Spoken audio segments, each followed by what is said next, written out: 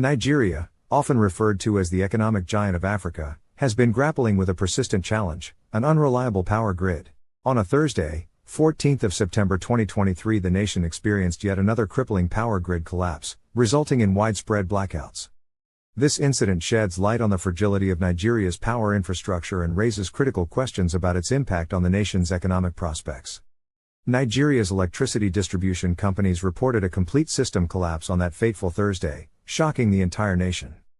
The Minister for Power, Mr. Adebayo Adelabu, confirmed that a fire-induced explosion on a transmission line bridging the Kanji and Jabba power plants was what caused this commotion.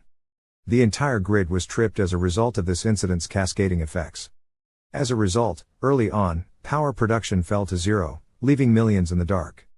Efforts to restore power began promptly, and by 2 p.m. GMT, power generation had risen to 1,341 megawatts. While this marked progress from the complete blackout, it still remained well below the daily average.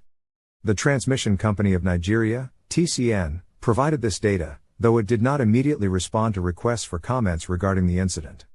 Nigeria has been grappling with erratic grid power supply for years. With several efforts made by the Obasanjo-led administration to improve it.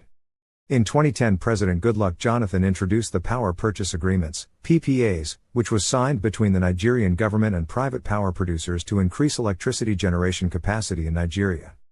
This unreliability has forced households, businesses, and even essential industries such as oil firms and manufacturers to rely on expensive diesel and petrol generators. In 2022 alone, the grid collapsed at least 4 times, with authorities often attributing these failures to technical problems. This issue is not new. It has been a consistent bottleneck to Nigeria's development and economic growth. Despite having an installed capacity of 12,500 megawatts, the nation struggles to produce even a quarter of that. This chronic power deficit hampers industrialization, job creation, and investment opportunities, which are crucial for sustaining economic growth. In response to these challenges, President Bola Tinubu has initiated efforts to improve power supply in Nigeria. One notable measure is allowing state governments to build their power plants, a move aimed at decentralizing power generation and distribution. As Nigeria grapples with its recurrent power grid collapses and the implications they hold for economic growth, it is crucial to ask, can the nation's leaders devise a sustainable solution to ensure reliable and affordable electricity for all its citizens? The answer to this question will not only impact the lives of millions of Nigerians but also determine the country's trajectory on the global economic stage.